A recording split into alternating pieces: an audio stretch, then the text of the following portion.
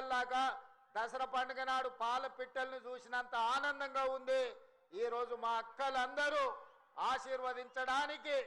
ఇంటి దగ్గర ఇంటైన ఆకలి అవుతుందన్నా, అన్నం వండేది ఆలస్యమైన మా తమ్ముడు మంచి మతలాబుతో వచ్చిండు, మేము ఆశీర్వదించాలి అని ఇంతసేపైనా కూర్చున్న మా అక్కలకు మనస్ఫూర్తిగా ధన్యవాదాలు తెలియజేస్తున్నా. మా యువ మిత్రులకు మనస్ఫూర్తిగా అభినందనలు తెలియజేస్తున్నా. మిత్రులారా, ఇవాళ మనం ఆలోచన చెయ్యాలి. ఈ దేశానికి వెన్నెముకనే రైతులు. ఆ రైతు వెన్నెముక, ఆ రైతు నిటారుగా నిలబడాలి. ఈ దేశానికి వెన్నెముక రైతు అయినప్పుడు ఆ రైతును ఆదుకొని నిటారుగా నిలబెట్టే బాధ్యత కాంగ్రెస్ పార్టీ తీసుకుంది, మన ప్రజా ప్రభుత్వం తీసుకుంది. కాంగ్రెస్ పార్టీకి రైతు సంక్షేమం అనేది నినాదము కాదు, అది కాంగ్రెస్ పార్టీ విధానం. ఆనాడు రైతుల కోసం సాగునీటి ప్రాజెక్టులను బాక్రానంగల్ డ్యామ్ నుంచి మొదలు పెడితే నాగార్జున సాగర్, శ్రీశైలం, ఎస్ఆర్ఎస్పి వరకు పెద్ద పెద్ద నదుల మీద ప్రాజెక్టులను కట్టి రైతులకు సాగునీరు అందించిన చరిత్ర కాంగ్రెస్ పార్టీది. చరిత్ర పుటలలో ఒక్కసారి చూడాల్సిందిగా నేను కోరుకుంటున్నా. మిత్రులారా, ఆనాడు రైతులు పండించిన పంటకు గిట్టుబాటు ధర లేక దళారుల చేతుల్లో దోపిడీకి గురవుతుంటే రైతు పండించిన పంటకు కనీస మద్దతు ధర ఇవ్వాలి, ఆ రైతులను ఆదుకోవాలి, రైతుల ఆత్మ గౌరవం నిలబెట్టాలని ఈ దేశంలోనే మొదటిసారి రైతులకు గిట్టుబాటు ధర ఇచ్చే చట్టాన్ని తీసుకొచ్చింది ఈనాడు దేశంలో కాంగ్రెస్ పార్టీ.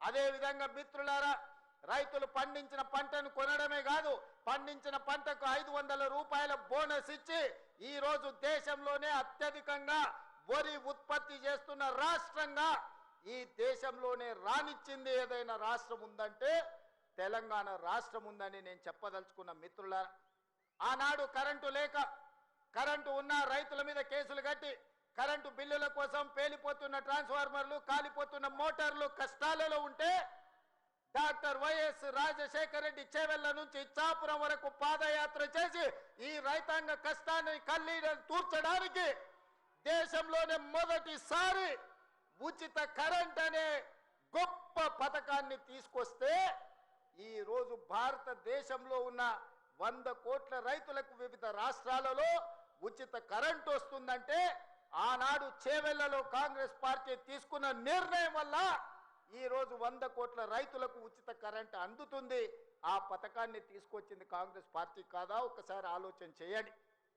మిత్రులారా, ఉచిత కరెంటే కావచ్చు, కనీస మద్దతు ధరే కావచ్చు, 500 రూపాయల బోనసే కాదు, అప్పుల్లో మునిగిపోయి ఆత్మహత్యలకు పాల్పడుతున్న రైతుల కోసం రైతు రుణమాఫీ చేయాలన్న ఆలోచనతోని ఆనాడు డాక్టర్ మన్మోహన్ సింగ్ గారు ఒక్క కలం పొటితో 72,000 కోట్ల రూపాయల రైతు రుణమాఫీ చేసి దేశం మొత్తం మీద రైతులను రుణ విముక్తులు చేసిన చరిత్ర ఆనాటిదైతే ఈనాటి ప్రజాపాలనలో ప్రతి రైతుకు 2 లక్షల రూపాయల వరకు రుణమాఫీ చేస్తామని ఆనాడు నేను సమ్మక్క సారలమ్మ సాక్షిగా ములుగు నియోజకవర్గం నుంచి పాదయాత్ర మొదలు పెడితే మా మిత్రుడు ఉప ముఖ్యమంత్రి వర్యులు బట్టి విక్రమార్క గారు బోధు శాసనసభ నియోజకవర్గం ఆదిలాబాదులో నుంచి ఖమ్మం వరకు పాదయాత్ర చేసినప్పుడు 2 లక్షల రూపాయల రుణమాఫీ చేస్తామని మాటిచ్చి నేను మా మిత్రుడు బట్టి విక్రమార్క గారు తెలంగాణ రైతాంగానికి మాట ఇస్తే సంవత్సరం తిరిగే లోపలనే 25,35,000 మంది రైతులకు 21,000 కోట్ల రూపాయల రైతు రుణమాఫీ చేసి రైతులను రుణ విముక్తులను చేసిన చరిత్ర ప్రజాపాలన కాంగ్రెస్ పార్టీది. ఈ రోజు దేశానికే మనం ఆదర్శంగా నిలబడ్డాం. మిత్రులారా, ఇవాళ ఆనాడు చెప్పిన మాటలు కాదు, చెప్పినవే అదే విధంగా ఈనాడు రైతు భరోసా పథకం 9 రోజుల్లో 9,000 కోట్ల రూపాయలు పోయినసారి రైతు ఖాతాలో వేసి తుమ్మల నాగేశ్వరరావు గారి అధ్యక్షతన రైతులకు రైతు భరోసా వేసినాం. ఈనాడు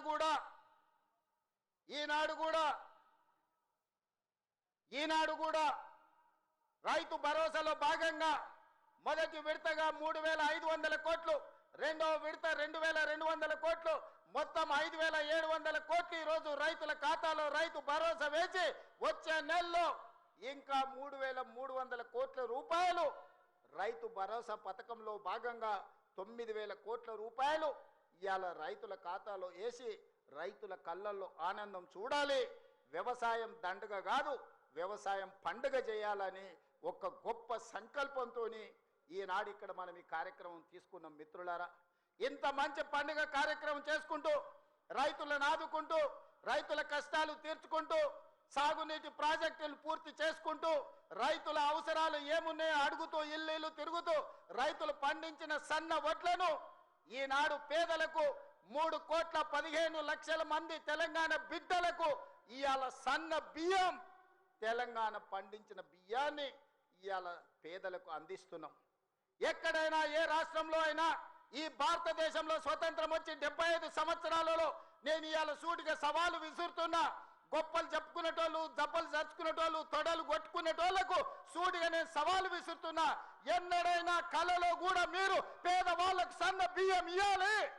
ఈ సన్న బియ్యం తల్లిదండ్రులు కన్న తల్లి తన బిడ్డకు సంటి బిడ్డకు బుక్కడి బువ్వ తినిపించే పథకం ఎన్నడైనా మీరు ఆలోచన చేసిండ్రా?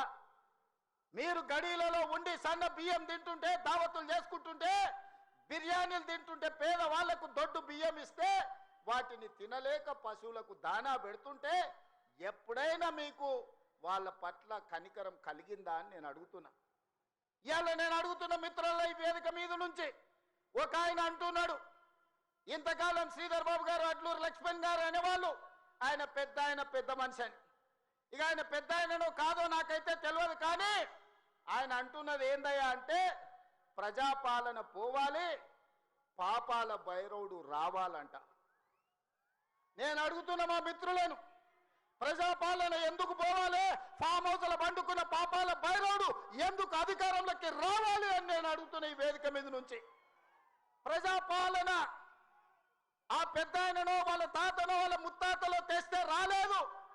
ఈ ప్రజాపాలన వచ్చింది లక్షలాది మంది కాంగ్రెస్ పార్టీ కార్యకర్తలు త్యాగం చేసి తమ రక్తాన్ని చెమటగా మార్చి భుజాలు కాయలు కాసేలా మువ్వన్నెల జెండాను మోస్తే ఈనాడు ప్రజాపాలన వచ్చింది. నీ నెత్తి మీద దరిద్రం ఉండి నువ్వు జగిత్యాలలో ఓడిపోతే, ప్రజలు తిరస్కరిస్తే, నీకు మంత్రి పదవి ఇవ్వకపోతే ప్రజాపాలన పోవాలనా? ఇవాళ నిన్ను పెద్ద మనిషి అని మేము పిలవాలనా? పెద్ద మనిషి అని పిలిపించుకునే అర్హత నీకు ఉన్నదా అని నేను ఈ వేదిక మీద నుంచి అడుగుతున్నా. నేను అడుగుతున్నా, ఇవాళ పెద్ద మనిషిని ప్రజాపాలన ఎందుకు పోవాలి, పాపాల భైరవుడు అధికారులు ఎందుకు రావాలో నువ్వు జవాబు చెప్పాలి. నీ పదవి కోసం, నీ అధికారం కోసం, నీ ఆకాంక్ష కోసం ఆనాడు 1983 చరిత్ర వెనక్కి వెళ్ళి ఆయన పుట్టు పూర్వతరాలు పుట్టు మచ్చలు ఇవ్వాలి. ఈ వేదిక మీద నుంచి నేను చెప్పదలుచుకున్నా. ఆయన నీతేంది, ఆయన జాతేంది, ఆయన దోస్తేందో ఇవాళ మీ అందరి ముందర నేను విజ్ఞప్తి చేయదలుచుకున్నా. మిత్రులారా,